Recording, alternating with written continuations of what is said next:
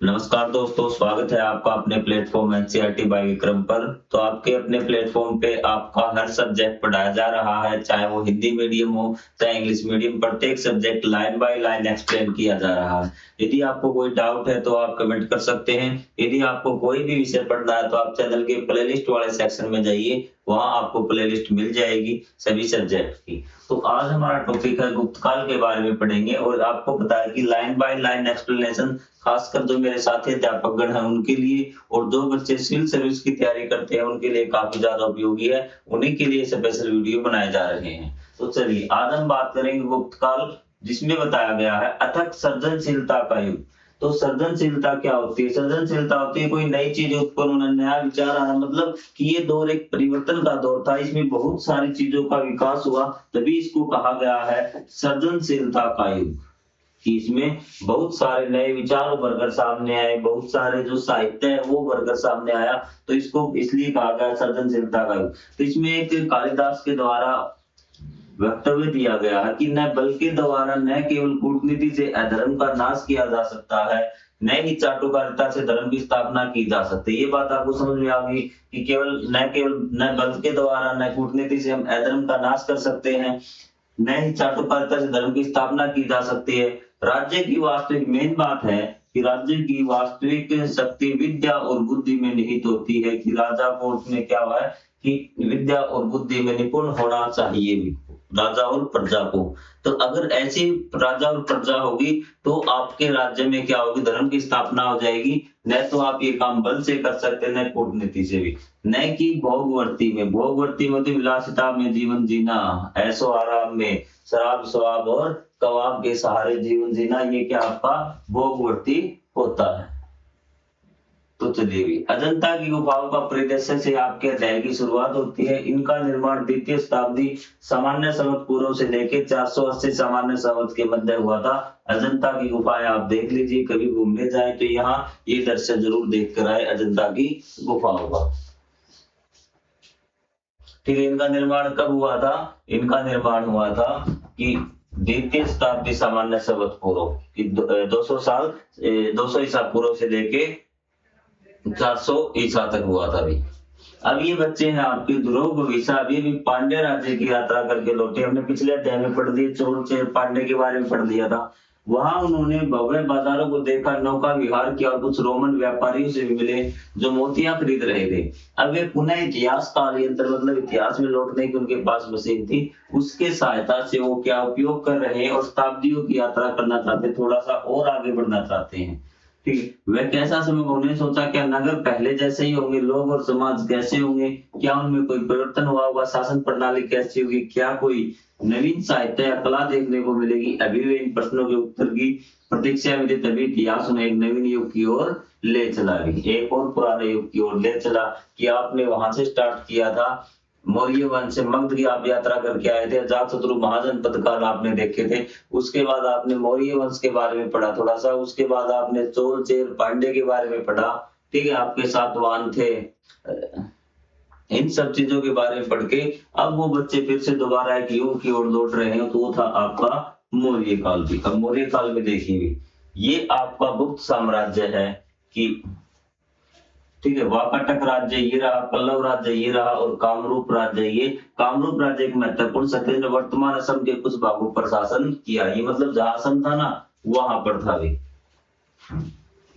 और ये आपके इनके बारे में जानकारी हासिल कर लीजिए कि जो पल्लव राज्य था, सातवाहन वंश के पश्चात शक्ति प्राप्त की और कांचीपुरम को अपनी राजधानी बनाया गया। पल्लव वंश की राजधानी कौन सी? कांचीपुरम भी। वाकाटक वंश के बारे में देखिए, भारतीय उपमहाद्वीप के मध्य वाकाटक कहा था, बिल्कुल मध्य शासन किया, उसकी राजधानी नंदीवर्धन वर्तमान नागपुर के समीप थी। ये चीजें आपको याद रखनी है और गुप्त साम्राज्य के बारे में हम पढ़ेंगे ही भी। ये चीज क्लियर हुई आपको?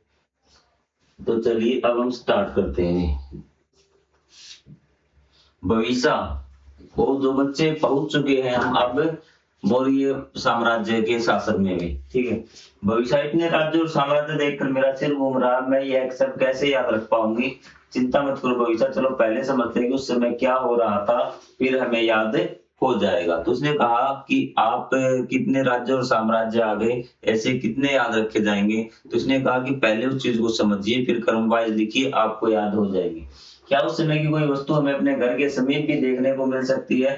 चलो अपने कालेंद्र का प्रयोग करते हैं और पता लगाते हैं। ठीक है, वो वापिस जाते हैं एक बार। भविष्य ने कालयंत्र इतिहास को सक्रिय किया और दोनों दिल्ली के महरौली पहुंच गए, जहां प्रसिद्ध लौह स्तंभ खड़ा था। उसने कहा कि ये जो आज का समय है ना, आज के समय की कोई चीज हम जो वर्तमान में जी रहे हैं, आज 2025, यहाँ पे देख सकते हैं क्या जो उस समय की चीज हो आज भी मौजूद हो? तो बिल्कुल वो पहुंच जाते हैं दिल्ली में भी। कहा? दिल्ली के महरौली पहुंच गए, जहां प्रसिद्ध लौह स्तंभ खड़ा था। वे एक टूर गाइड जहां लोग इसको देखने जाते हैं, क्या है? लौह स्तंभ है। और लौह स्तंभ की कहानी को बता रहा है, उसके महत्व को बता रहा है। देखिए टूर गाइड क्या कह रहा है। यह लौह स्तंभ 1600 वर्ष से अधिक प्राचीन और आज भी बिना जंग लगे खड़ा है। यह प्राचीन भारत के उन्नत धातु विज्ञान का प्रमाण। उसने कहा कि देखिए ये जो लौह स्तंभ है ना, लगभग 1600 वर्ष पुराना है और आज भी ऐसे का ऐसा खड़ा है, इस पे जंग नहीं लगा है। तो इसका मतलब जो हमारा धातु विज्ञान था वो बहुत ज्यादा क्या था? मजबूत था। कहाँ खड़ा है? दिल्ली के महरौली में।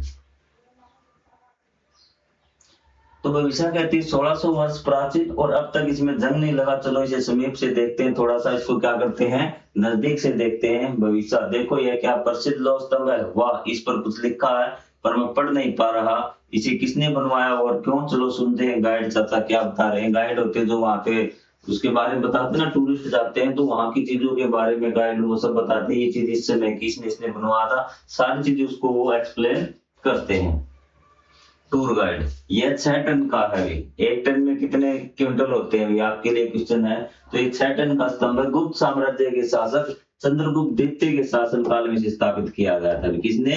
चंद्रगुप्त द्वितीय ने इसे स्थापित किया गया था। इससे पहले मध्य प्रदेश स्थित उदयगिरी गुफा के सम्मुख स्थापित किया गया था। इसको कहाँ स्थापित किया गया था? मध्य प्रदेश में उदयगिरी की गुफा है, वहां पे इसको लगाया गया था। फिर दिल्ली क्या कर रहा है अभी, और कुछ शताब्दियों के बाद दिल्ली लाया गया यह स्तंभ भगवान विष्णु। उसके बाद कुछ स्टार्टिंग में ये बनवाया गया, लेकिन फिर इसको ट्रांसफर करके कहाँ ले आया? कि दिल्ली ले आए वे। यह स्तंभ भगवान विष्णु को समर्पित था और इस पर लिखे विलेख सम्राट की विजय गाथाओं का वर्णन करते हैं। तो इसमें क्या था? विष्णु को, भगवान विष्णु को समर्पित था और इसमें सम्राट की विजय गाथाएं लिखी हुई कि सम्राट ने कहाँ विजय प्राप्त की। यह तो बहुत रोचक है। हम इस पर सम्राट और उसके साम्राज्य के विषय में अधिक जानने के लिए उत्सुक हैं। आइए गुप्त साम्राज्य के इतिहास की रोमांचक यात्रा का आरंभ करें। तो चलिए चलते हैं गुप्त साम्राज्य को जानने के लिए। तो जानेंगे गुप्त साम्राज्य के बारे में, तो आ जाइए। यदि किसी साइकिल को मात्र 1 वर्ष के लिए बाहर छोड़ दिया जाए तो उसमें जंग लग जाएगा, परंतु यह स्तंभ शताब्दियों से खड़ा है। ठीक है, शताब्दी से मतलब मान लीजिए 1600 वर्ष हो गए। तो ये खुले आकाश में नीचे वर्षा सर्दी कुछ है। तो वैज्ञानिकों ने इसको जानने का प्रयास किया। उनका मानना है कि स्तंभ के ऊपर एक विशिष्ट रासायनिक पतली परत के कारण है, जो विशेष प्रकार के लोहे और वायुमंडल में उपस्थित ऑक्सीजन की प्रतिक्रिया से बनी है। यह परत लोहे से अपसरण को बचाती, मतलब कि ये कह रहे हैं कि ये जो स्तंभ है ना, इसके ऊपर क्या है कि आपकी परत बनी हुई है। मतलब कि एक परत है पतली, कोई रासायनिक परत है इसके ऊपर, जो क्या है कि जंग कैसे लगेगा? अगर लोहा हवा और नमी के संपर्क में आ गया तो ठीक है। लेकिन जो परत बन गई है ना ऊपर, ये तो क्या इसको संपर्क में आने ही नहीं देती, लोहे को बचा कर रखती है। और वैज्ञानिक उस परत का पता नहीं लगा पाए जो परत किस चीज से बनी है। तो अगर वो परत पता लग जाए तो हमारा लोहे का कोई भी मटेरियल खराब नहीं होगा भी। तो चलो एक नई सत्य का उदय है। तो हम चलते हैं गुप्त साम्राज्य में। 3री शताब्दी सामान्य संवत तक उत्तर उपमहाद्वीप के उत्तर और उत्तर पश्चिम में फैला कुषाण साम्राज्य दुर्बल होने लगा था। इसके पश्चात नए राज्यों का उदय हुआ। इसमें एक नवीन काल की भूमिका बनी। गुप्त वंश का प्रादुर्भाव हुआ, मतलब गुप्त वंश का उत्थान हुआ, उसका विकास हुआ। गुप्तों की उत्पत्ति को लेकर विभिन्न मत हैं, परंतु यह व्यापक रूप से माना जाता है कि उनका उद्भव वर्तमान उत्तर प्रदेश के समीपवर्ती क्षेत्र के में शासक के रूप में हुआ। ठीक है, तो उनका जो उद्भव हुआ था वो कहाँ हुआ? कि उत्तर प्रदेश के समीपवर्ती क्षेत्र में शासक के रूप में हुआ। कि उत्तर प्रदेश के नजदीक कोई क्षेत्र था, वहां के शासक के रूप में इनका उद्भव हुआ था। वहां से उन्होंने शुरुआत की थी। समय के साथ वे प्रभुत्वशाली होते गए, उनकी जो शक्ति थी वो बढ़ती गई, संसाधन उनके बढ़ते गए। और एक शक्तिशाली साम्राज्य की स्थापना की। भारतीय इतिहास में गुप्त काल को अत्यंत विलक्षण माना जाता है, जिसमें अनेक क्षेत्रों में प्रगति हुई। मतलब सबसे महत्वपूर्ण माना जाता है, सबसे अलग माना जाता है। क्यों माना जाता है? क्योंकि इसमें कई क्षेत्रों में उन्होंने तरक्की की थी। विशेष रूप से चंद्रगुप्त द्वितीय के समय कला, वास्तुकला, साहित्य और विज्ञान के क्षेत्र में अद्भुत प्रगति हुई। इसने कहा कि चंद्रगुप्त द्वितीय इसका राजा बना था, तो उसके शासनकाल में क्या हुआ कि चाहे आपकी वास्तुकला हो, चाहे कला हो, साहित्य और विज्ञान के क्षेत्र में अभूतपूर्व, मतलब जैसी उनकी पहले कभी न हुई हो वैसी उनकी हुई थी, जिसकी छाप आज भी विद्यमान है। दिल्ली के लौह स्तंभ पर उत्कीर्ण अभिलेख चंद्र नामक राजा का उल्लेख करता है, जिसे इतिहासकारों ने चंद्रगुप्त द्वितीय माना है। अब देखिए यहाँ पे कि वहां पे पूरा नाम नहीं है चंद्रगुप्त द्वितीय, वहां पे नाम है चंद्र, तो इतिहासकारों ने इसको माना है कि चंद्रगुप्त द्वितीय ही होगा भी। और भी कड़ियां मिलाई होंगी। ध्यान रहे कि चंद्रगुप्त मौर्य नहीं है भी, जो मौर्य वंश से थे। चंद्रगुप्त द्वितीय को विक्रमादित्य के नाम से भी जाना जाता है। वे गुप्त वंश के प्रसिद्ध शासकों में एक थे। वे भगवान विष्णु के उपासक थे और उनके वाहन गरुड़ की आकृति विक्रमादित्य के अनेक अभिलेखों पर मिलती है। अब देखिए कि चंद्र नाम है, तो चंद्रगुप्त मौर्य क्यों नहीं माना उन्होंने, चंद्रगुप्त द्वितीय क्यों माना? ये क्वेश्चन आपके लिए है, सोचने वाली बात है। नाम तो चंद्र है, तो चंद्रगुप्त मौर्य भी हो सकता था वो, चंद्रगुप्त इन्होंने द्वितीय क्यों माना? क्योंकि उसकी और कुछ चीजें जो उसपे स्तंभ पे वो चंद्रगुप्त द्वितीय के साथ मिलती थी, न कि चंद्रगुप्त मौर्य के साथ। जैसे भगवान विष्णु की ऐसे संबंधित था वो, और भगवान विष्णु से संबंधित कौन था? चंद्रगुप्त द्वितीय था। तो ये सारी चीजें मिलके जो उन्होंने विजय अभियान किए थे, उसका राज्य कहाँ पे था, और बहुत सारी चीजें उन्होंने मैच करके देखी, तो वो किससे मैच होती गई? चंद्रगुप्त द्वितीय से मैच होती गई, जो गुप्त वंश का राजा था। आपको आई बात समझ? उन्होंने इसको रिलेट कैसे किया? अभी चंद्रगुप्त मौर्य को क्यों नहीं माना? चंद्रगुप्त द्वितीय को विक्रमादित्य के नाम से जाना जाता था। गुप्त वंश के प्रसिद्ध शासकों में एक थे, भगवान विष्णु के उपासक थे। उनके वाहन गरुड़ की आकृति विक्रमादित्य के अनेक अभिलेखों पर मिलती है। का जो विक्रमादित्य था ना, ये भी क्या था? चंद्रगुप्त द्वितीय ही था। ठीक है, तो उसके उन्होंने जो कई शिलालेख लिखवाए थे, उनपे क्या था कि आपका विक्रमादित्य नाम लिखा हुआ था। क्या आपने चंद्रगुप्त द्वितीय के नाम में द्वितीय 2 देखा? इतिहासकारों ने यह संख्या इसलिए जोड़ी क्योंकि देखिए भी कई नामों के आगे आपको संक्षेप में बता देता हूं कि चंद्रगुप्त द्वितीय, चंद्रगुप्त द्वितीय तृतीय, चतुर्थ, पंचम, सप्तम, लास्ट तक दशम तक हो सकते हैं, जितने हो सकते कितने भी हो सकते हैं। तो इनके आगे ये संख्या क्यों लगाई जाती है? क्योंकि उस वंश में उस नाम का राजा पहले हो चुका है। तो दूसरा, अगर आपका देखिए कि आपका नाम प्रवीण है, मान लीजिए जो भी आपका नाम है, तो Praveen first, Praveen second, Praveen third, अगर सबका प्रवीण प्रवीण होगा ना, तो तुम पहचानेंगे कैसे कि ये कौन सा है। तो इसी प्रकार नाम के आगे लगा दिया जाता था कि पहला प्रवीण है, फिर अगली पीढ़ी में दूसरा प्रवीण है, फिर ये तीसरा प्रवीण है। तो इस प्रकार से आपको चंद्रगुप्त फर्स्ट, चंद्रगुप्त द्वितीय क्यों नाम रखा गया? क्योंकि इससे पहले भी कोई चंद्रगुप्त हो चुका। ये बात आई समझ में? तो महत्वपूर्ण राजा कौन था? चंद्रगुप्त था।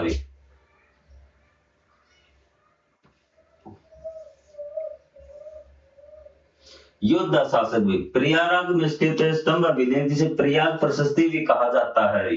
ठीक है, तो ये क्या है कि एक और अभिलेख है जहाँ प्रयागराज में स्थित है, ठीक है, जिसे प्रयाग प्रशस्ति कहा जाता है। इसमें चंद्रगुप्त द्वितीय का जो पिता था ना, समुद्रगुप्त, उसकी उपलब्धियों की प्रशंसा में इस अभिलेख के लेखक राजकवि हरिसेन है भी। कौन है? हरिसेन के अनुसार राजा की महत्वाकांक्षा धरणीबंद होना या संपूर्ण पृथ्वी को एक करना था। धरणीबंद मतलब पूरी पृथ्वी पर राज करना। तो इसने कहा कि अब आपको क्वेश्चन बन गया, चंद्रगुप्त द्वितीय का पिता कौन था? समुद्रगुप्त। समुद्रगुप्त ने अभिलेख लिखा था प्रयाग प्रशस्ति, जो आपका प्रयागराज में है भी। जो इसका जो कवि था वो था हरिसेन। उन्होंने बताया कि राजा की एक महत्वाकांक्षा थी, इच्छा थी कि पूरी धरती पे उसका शासन हो। ठीक है, इस उद्देश्य से उन्होंने एक युद्ध लड़े, कई राजाओं को पराजित कर उनके राज्यों पर अधिकार किया तथा अपने साम्राज्य का विस्तार किया। कुछ पराजित राजाओं द्वारा सम्राट की अधीनता स्वीकार करने और भेंट देने। उसने कहा कि इसी महत्वाकांक्षा को पूरा करने के लिए उसने बहुत सारे युद्ध लड़े, अन्य राजाओं को अपने अधीन किया।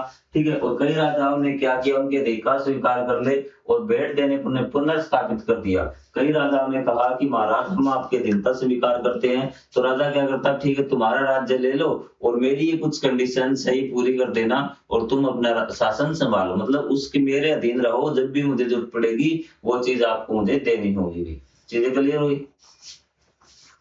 कई अन्य राजाओं ने उनकी शक्ति से भयभीत होकर बिना युद्ध के ही समर्पण कर दिया। कुछ राजाओं ने सोचा कि अब पहले ही समर्पण कर देते हैं ताकि ज्यादा नुकसान न हो, क्योंकि मुझे पता है कि जीत तो इसकी होगी, तो पहले से ही समर्पण वो कर देते थे, हार मान लेते थे। हरिसेन ने यह भी लिखा कि सम्राट समुद्रगुप्त ने कला, ज्ञान और व्यापार को प्रोत्साहन दिया जिससे उसका राज्य समृद्ध और सफल बनाया। उसने सभी चीजों को महत्व दिया। ये चार चीजें आप देख सकते हैं, कला, ज्ञान, व्यापार को प्रोत्साहन दिया जिससे उनका राज्य समृद्ध और सफल बना। समुद्रगुप्त ने एक सिक्के पर स्वयं को वीणा बजाते हुए दर्शाया है, जिसका मतलब कि वो बहुत ज्यादा संगीत प्रेमी था। ये बात आप यहाँ से निकाल सकते हैं कि समुद्रगुप्त ने क्या खुद को वीणा बजाते हुए प्रदर्शित किया है। और आपका जो प्रयाग प्रशस्ति अभिलेख है वो किससे संबंधित है, चंद्रगुप्त द्वितीय के पिता समुद्रगुप्त से भी। आपके विचार से राजाओं ने अपनी उपलब्धि को अभिलेखों के माध्यम से क्यों प्रस्तुत किया होगा भी, क्योंकि हर कोई चाहता है कि आने वाला जो काल है वो उसके बारे में जाने भी, तो आने वाले को अपने को श्रेष्ठ सिद्ध करने के लिए या फिर अपने को खुद को भविष्य में जिंदा रखने के लिए, जिंदा ही नहीं वास्तव में मतलब कि अपना महत्व बढ़ाने के लिए कि उन्होंने ये सब चीजें वो लिखवाते ताकि आने वाली पीढ़ियां उनके बारे में जाने भी। सिक्के पर वीणा वादन करते हुए समुद्रगुप्त भी आपको दिख रहे हैं, जिसके पृष्ठ भाग पर देवी लक्ष्मी की फोटो है। देखिए वीणा वादन कहाँ कर रहे हैं, आपको इस तस्वीर में दिख रहा है क्या, जिसके पृष्ठ भाग मतलब पिछले भाग पर देवी लक्ष्मी है। ये आपकी वीणा आपको यहाँ से होगी और ये लक्ष्मी की फोटो हो गई। ठीक, महत्वाकांक्षी राजा कभी कभी शक्तिशाली साम्राज्य स्थापित कर दे और अपनी विरासत के लिए अश्वमेध यज्ञ का आयोजन करते थे। ऐसे आयोजनों की स्मृति में विशेष सिक्के बनवाए जाते थे। अब हम अश्वमेध यज्ञ के बारे में भी जानेंगे, शायद आपको पता ही होगा अश्वमेध यज्ञ के बारे में। इस सिक्के पर एक यज्ञ अश्व, यज्ञ मतलब कि यज्ञ के अनुसार एक अश्व का फोटो है और सिक्के रानी को चवर सही दिखाया गया। चवर मतलब ये आपकी गदा टाइप है ना, इसको चवर बोलते थे, इसको चवर सही दिखाया गया। कुछ साहित्यिक स्रोत शासकों, राज्यों और लोगों के बारे में विस्तृत जानकारी प्रदान करते हैं। जो मतलब कुछ ऐसे अब तक हमने पढ़े थे ये आपके पुरातात्विक स्रोत, जिसमें हम कोई इमारतें, कोई शिलालेख थे, ये थे। अब हम बात करते हैं साहित्यिक स्रोत, मतलब ग्रंथ है, किताब है, उनकी हम बात करेंगे। कुछ साहित्यिक स्रोत है शासकों, राज्यों और लोगों के बारे में विस्तृत जानकारी प्रदान करते हैं। उदाहरण के लिए विष्णु पुराण में साम्राज्य के प्रमुख क्षेत्रों का उल्लेख मिलता है।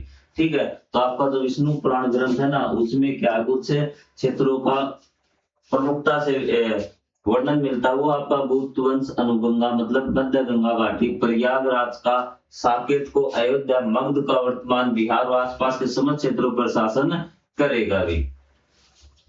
ठीक है, तो इसने कहा कि जो गुप्त वंश है ना, कहाँ कहाँ शासन करेगा, ये इस प्रकार से उसका शासन का क्षेत्र दिखा रखा। लेकिन अपने उत्कर्ष पर गुप्त साम्राज्य ने वर्तमान उत्तर और पश्चिम भारत के साथ साथ मध्य और पूर्वी भारत के कुछ भागों पर भी शासन किया। उसने कहा कि मेनली तो उनका शासन यहाँ तक था, लेकिन अपने उत्कर्ष पर मतलब जब वो पूरी तरह शक्तिशाली था, महान राजा उसके सिंहासन पर बैठे थे, उस समय उसका शासन यहाँ तक फैल गया था। उत्तर और पश्चिमी भारत के साथ साथ मध्य और पूर्वी भारत के कुछ भागों पर उन्होंने शासन किया भी। तो अध्याय कक्षा 6 के इतिहास की समय रेखा, उसके स्रोत में हमने अनेक स्रोत सूचीबद्ध किए जो अतीत को हमारे मदद करते हैं। इस अध्याय में अब तक हमने जिन स्रोतों का उल्लेख किया उनकी एक सूची बनाइए, प्रत्येक स्रोत से जानकारी को लिखिए भी। हमने किसका किया, एक तो हमने किया साहित्य का, कि साहित्य से हमने जानकारी ली है, एक शिलालेख से हमने जानकारी प्राप्त की है, एक आपका जो मेहरौली का स्तंभ था उससे हमें जानकारी प्राप्त हुई है। यही हमने 3 स्रोत अभी तक देखे हैं। कल्पना कीजिए कि विशाल सेना जिसमें सैनिक, हाथी, घोड़े, महाराज और अन्य सहायक कर्मचारी है, उन्हें एक स्थान से दूसरे स्थान तक ले जाने और उनके भोजन की आपूर्ति का कार्य कितना विशाल रहा होगा। स्पष्ट रूप से अधीनस्थ राजाओं को इनकी व्यवस्था करने के लिए कहा जाता होगा। उसने कहा कि जब राजा युद्ध लड़ने जाता ना, आपको पता है ये राजा है आपका मेन राजा है, ये क्षेत्र इसके अधीन है कि इन्होंने स्वीकार कर ली कि ये इन पे आक्रमण करेगा।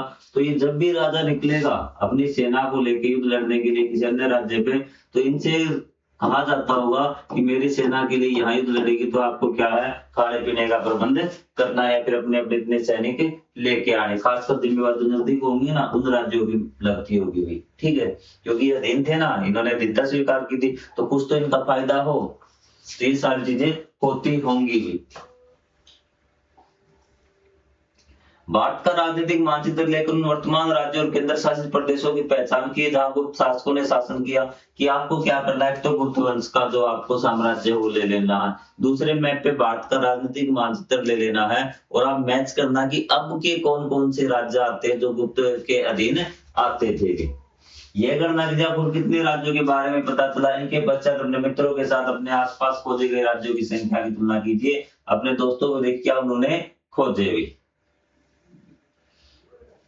तो ये देख लीजिए भी आप, गुप्त साम्राज्य का विस्तार, ये आपका जो है ना, आपका गुप्त साम्राज्य आपको जैसी प्रति दिख रही है, ये आपको क्या गुप्त साम्राज्य, जो ये कलर है ना आपका, ये वाला दिख रहा, अब आपको समझ में आ जाएगा। भारत का मैप आप देखना, यहाँ पे देखना कि जो यहाँ तक फैला हुआ है, यहाँ तक है, और आपको सीमाएं इस प्रकार से दिख रही होंगी, तो ये जो सारे कलर हैं ये आपके गुप्त साम्राज्य के कलर है, और आप मैच करना कि यहाँ कौन कौन से आपको, बिहार, उत्तर प्रदेश, पंजाब, हरियाणा, ये सारे तो आ ही जाएंगे, मध्य प्रदेश आ जाएगा, यहाँ पर राजस्थान, गुजरात, ये देखो कच्छ तक आपका आ चुका है अभी, महाराष्ट्र की भी शायद कुछ भाग होंगे, तो इस प्रकार से राज्य है आपके, मेघालय, असम, पश्चिम बंगाल, यहाँ तक इसका राज्य फैला हुआ है, तो आप देखना यहाँ कौन कौन से राज्य आते हैं अभी। गुप्त युग में भारतीय समाज के विषय में एक यात्री का वर्णन, एक यात्री है उसने वर्णन किया है भारतीय समाज के विषय में, चीनी यात्री फाइयान, फासियन भी बोलते हैं, नया वर्ड आ गया इसका फासियन, लेकिन पहले इसको फाइयान लिखा गया था, कोई बात नहीं, फासियन पढ़ लेंगे। 5वीं शताब्दी, सामान्य शब्द के आरंभ में भारत की यात्रा की थी भी। 5वीं शताब्दी हम किसको बोलेंगे, देखिए 5वीं शताब्दी अगर बोलना तो आपको शुरुआत करनी होगी 4 से, 400 लिख देना भी, क्या लिख देना, 400, ये है आपकी 400 से 500 के बीच में भी, ठीक है। अगर 6वीं शताब्दी हो तो आपको लिखना 5 से, जैसे आपको पहली शताब्दी लिखना है ना, तो आपको स्टार्ट करनी है 1 से भी, 0 से लेके 100 तक का समय, ये आपका पहली शताब्दी है। आपको आगे बात सुने, 5वीं शताब्दी मतलब 400 से लेके 500 के बीच में भी। सामान्य सवतार में भारत की यात्रा की थी, वह पवित्र बौद्ध धर्मशास्त्रों और ग्रंथों की पांडुलिपियां एकत्रित करने के लिए लंबी और कठिन तीर्थ यात्रा करने के लिए थी। वो बौद्ध धर्मशास्त्रों पर के संबंधित जो जानकारियां थी ना, उनको इकट्ठा करने के लिए निकले थे फाइयान भी। वह उन्हें वापस चीन ले जाना चाहते थे। फासियन ने संपूर्ण भारत में व्यापक रूप से यात्रा की और वहां की संस्कृति, शासन व्यवस्था और समाज को देखा, अपने अनुभव लेखों, अपने देश के लोगों और हमारे लिए भी लिपिबद्ध किया। उनकी यात्रा वृत्तांत आज भी उपलब्ध। उसने कहा कि वो हर भारत के हर हिस्से में घूमे और जो चीज उसने देखी, नोटिस की, वो सारी चीजें उन्होंने अपनी यात्रा में लिखी। जो यात्रा को लिख रहा था अपनी भाषा में, तो वो किसके लिए जानकारी का एक स्रोत है, वो हमारे लिए। उनका जो यात्रा का वृत्तांत है ना, वो आज भी उपलब्ध है, क्योंकि उन्होंने वो लिखा था भी। और यहाँ पे एक यात्रा का वृत्तांत दिया गया जिसमें गुप्त युग के बारे में उनकी टिप्पणी है, मतलब जिस टाइम गुप्त साम्राज्य था ना, उस टाइम उनकी टिप्पणी है भी।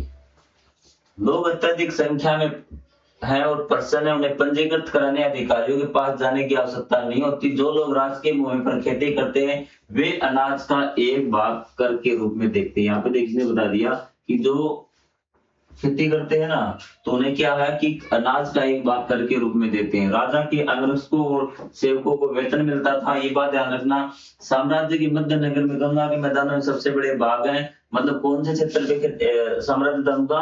गंगा के मैदानी क्षेत्र, आज के जो वर्तमान बिहार का उत्तरी क्षेत्र मान लीजिए, उत्तर प्रदेश मान लीजिए, हरियाणा, पंजाब में।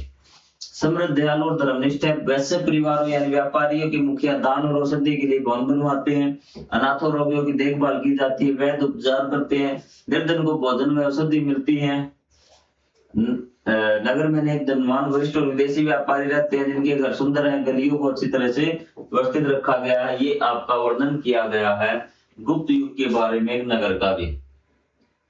ये है आपका 399 से 414 सामान्य संवत के बीच का भी। जेलेख द्वारा अनुवादित। जेलेख ने इसको क्या किया था? अनुवाद किया था, क्योंकि उनकी लिपि अलग थी भी। ऊपर दिए गए पासियन की यात्रा विवरण को पढ़िए, उनके द्वारा वर्णित समाज की मुख्य विशेषताओं को पहचान कीजिए। मुख्य व्यवस्थाएं आपको बता दी, व्यापार करते थे, खेती करते थे, ठीक है, और जो जो उनका था ना क्षेत्र क्या था, बहुत ज्यादा सरल था, लोग एक दूसरे की सहायता करते थे, दान देते थे, ये सारी विशेषताएं आप लिख देंगे वे। पासियन जैसे ऐतिहासिक विवरणों से लिए गए अंश मूल्यवान स्रोत होते हैं, हालांकि यह मात्र एक विशेष समय और समाज के सीमित वर्ग के प्रति लेखक के दृष्टिकोण को दर्शाते हैं। ये कहता है कि जो भी चीजें हमें मिली, जो हमने अब पढ़ लिया, तो ये हमें ये नहीं कहता कि पूरे जो आपका गुप्त साम्राज्य था या गुप्त काल जिसको बोला गया, उसमें पूरे भारत में यही स्थिति भी, ठीक है। तो ये क्या होता है कि जिस क्षेत्र पे बैठे हैं वहां पे उन्होंने देखा, वहां पे ये चीज मिली, तो ये उसी को लिख दिया उन्होंने कि आप इतनी बढ़िया चीज है। हो सकता है कि उससे अलग कुछ क्षेत्र पे कोई दूसरी चीजें घटित हो रही हो, इसके बारे में हम बात कर रहे हैं। आई बात आप समझ में कि हो सकता है कि आपका हरियाणा पंजाब है वो आपका बहुत समृद्ध राज्य शानदार हो, ठीक है। यदि कोई व्यक्ति दिल्ली आ जाए, दिल्ली की उनको बहुत बढ़िया जगह पे छोड़ दिया जाए, कहेगा भारत कैसा, लेकिन बाहर जब वो बाहर निकल के देखा तो और भी चीजें है ना।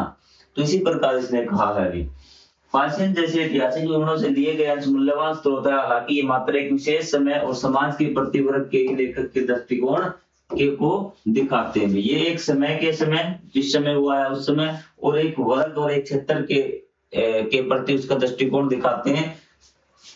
हमें यह नहीं भूलना चाहिए कि अपने यात्रा वृत्तांत में पासियन ने चंडालों के साथ हुए कठोर व्यवहार का वर्णन किया, जिन्हें बहिष्कृत माना जाता था, जो नगर की सीमा से बाहर है। उन्होंने एक यूज किया है शब्द चांडाल भी। चांडाल वो लोग होते थे जो कि आदिम समाज द्वारा अस्वीकार कर दिया होगी, ठीक है। मतलब कि कहते हैं कि तुम्हारा हमारा कोई रिश्ता नहीं है। उन्होंने कुछ गलत काम करने पर सजा के तौर पर उनको क्या समाज से बाहर कर दिया जाता है, और वो गांव से या नगर से बाहर रहते, उसमें एंट्री की कोई व्यवस्था नहीं होती, तो उनका भी वर्णन किया जाता है। बहिष्कृत आपको क्या माना गया है कि जो सामाजिक या सांस्कृतिक समूह द्वारा अस्वीकार कर दिया होगी, ठीक है। जिस प्रकार अपने पासियन की यात्रा वृत्तांत के अंश को अपने मित्रों से अलग ढंग से समझा होगा, उसी तरह इतिहासकारों का समूह एक ही स्रोत को जांच करते समय अलग अलग तरह की व्याख्याएं कर सकता है। अपनी समझ को पुष्ट करने के लिए इतिहासकार फिर से अन्य स्रोतों को देखते हैं। इससे यह ज्ञात होता है कि कोई भी निष्कर्ष निकालने से पहले अनेक स्रोतों, दृष्टिकोण और व्याख्याओं का विश्लेषण करना आवश्यक होता है। कि कोई भी चीज ये नहीं कि उन्होंने कोई चीज पढ़ ली और उसका तुरंत अंदाजा लगा दिया कि हाँ ये चीज होती होगी। उसके आसपास की जितनी भी जानकारियां वो पूरी तरह से उसको क्या करते हैं, जांच पड़ताल करते हैं, उसका गहन अध्ययन करते हैं, फिर जो इतिहासकार किसी एक निष्कर्ष पर पहुंचते हैं। ये जरूरी नहीं कि सभी इतिहासकारों का एक ही मत हो, वो अलग अलग चीजें बता सकते हैं। गुप्त साम्राज्य की झलकियां भी, तो शासन एवं प्रशासन, तो ये हम अगले पार्ट में पढ़ेंगे। यहाँ तक आपको कुछ बातें समझ में आ गई होंगी। जो बातें समझ में न आई हैं तो वो आप कमेंट करके पूछ सकते हैं। लाइन बाय लाइन एनसीईआरटी गुप्त साम्राज्य का ये थोड़ा सा काल और है आपका हर्षवर्धन तक, उसके बाद में सारी चीजें आपसे आसान होती चलेंगी। यदि इसमें कोई डाउट है तो आप कमेंट करके पूछ सकते हैं। तो मिलेंगे अगले पार्ट में, तब तक के लिए जय हिंद, जय Bharat, thank you very much.